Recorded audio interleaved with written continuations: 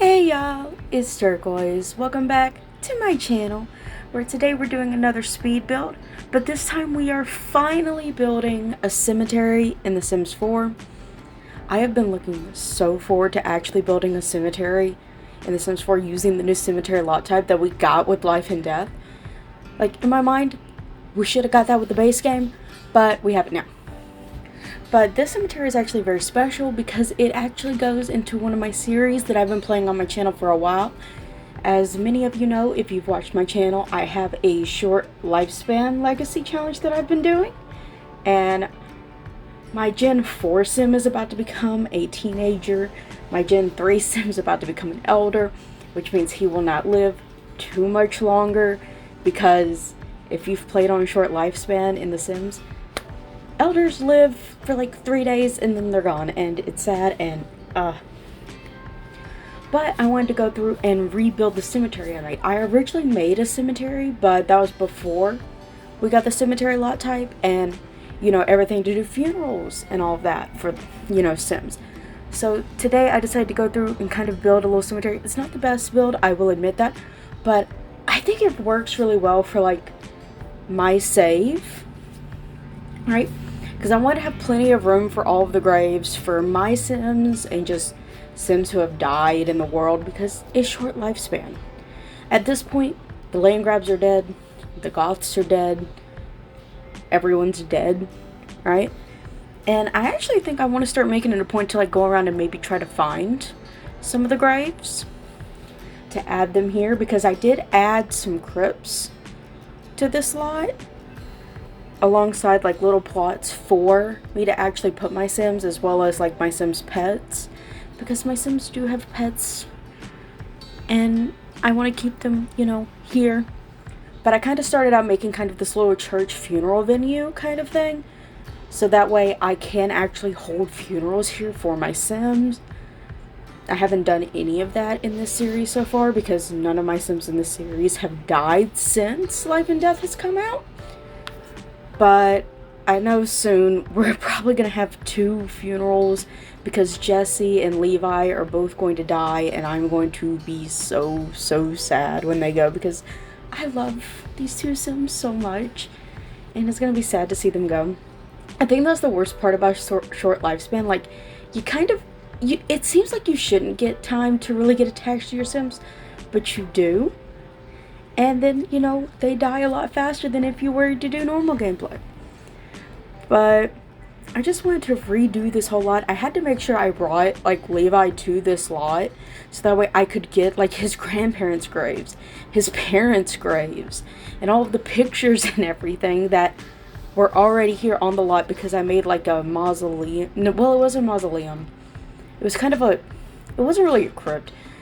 I made a museum lot, and it kind of had a museum inside to it where I kept like the urns for my Sims, while on the outside I had like little fake grave plots for like random Sims I had found throughout the world, like the Landgrab's graves and Mortimer God's. I don't even have Bella's grave. I should probably go find Bella's grave the next time I play the save, but I don't have her grave. I have Mortimer's, but not Bella's.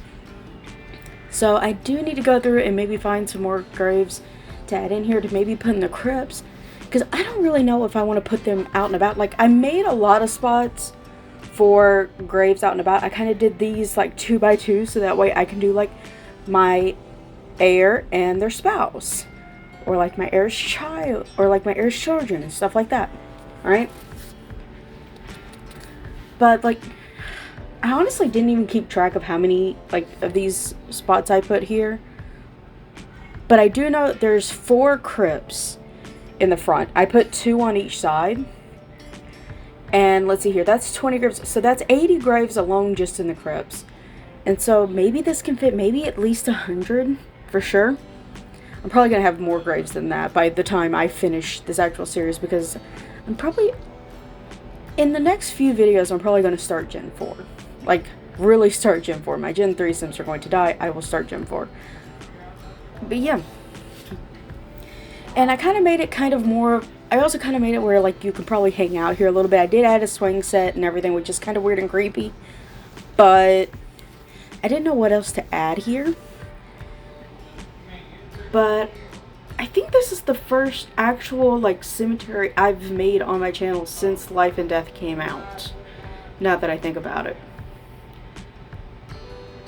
But yeah, this isn't the best, it's not the worst. It mainly, I was looking more for like function rather than like the look of it. So that's kind of what I did, and that's why there's like so many spots. And I made sure to use like that short base game fencing, right, to kind of separate it all out.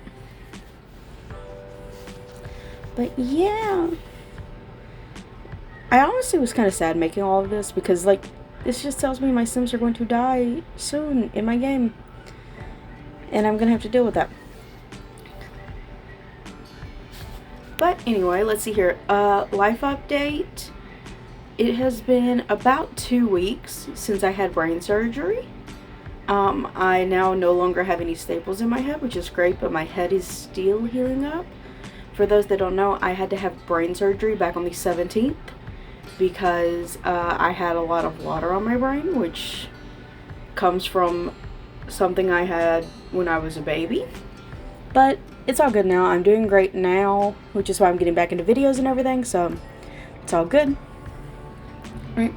I also want to get back into reading. I've been wanting to like read like, so I'm a big fan of Brandon Sanderson, and he has like this Stormlight Archive series, and I've read the first 2 books in full. I have read The Way of Kings, and I have read Words of Radiance. I have been trying to read Oathbringer since like September or October, one of the two, and I am still like only halfway through. Because I've kind of been putting it off, because I'm not going to lie, Oathbringer is probably not my favorite of the ones so far. But I really need to get to reading it. I also need to read like the short little books like Edge Dancer, and there's another one. There's another small one to read outside of like the big novels. And then I also have to read the 4th book, which is Rhythms of War, which I have, but I need to read. And then the 5th book actually comes out this month. I don't remember what day this month, but the 5th book comes out this month. And I want to read them all before I get to the 5th book, so that way, you know, like, I'm caught up completely on the series. And so, like, I really need to get back into reading it. I also need to read the little novella that goes along with the A Good Girl's Guide to Murder series. I read all 3 books in that one. But I still need to read Killjoy, which is kind of the 4th kind of break-off novella. You know, same characters, but kind of not completely within the same story kind of thing. It's kind of a one-off, one-scene kind of thing. And I need to read it as well. They're currently sitting on my shelf staring at me. I have so much reading I want to do. I can't even remember how many books I've read this year. I've probably read like 20 something. Definitely not my goal for the year. I definitely want to do better like next year when it comes to reading. Maybe try for at least 100 books.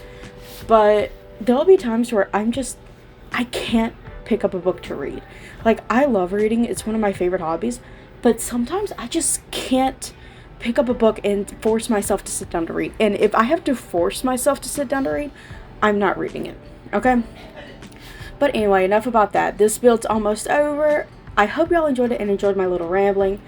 Leave a like down below if you enjoyed the video, and go ahead and subscribe so you never miss one of my episodes. And I will see you all tomorrow. Bye, everybody.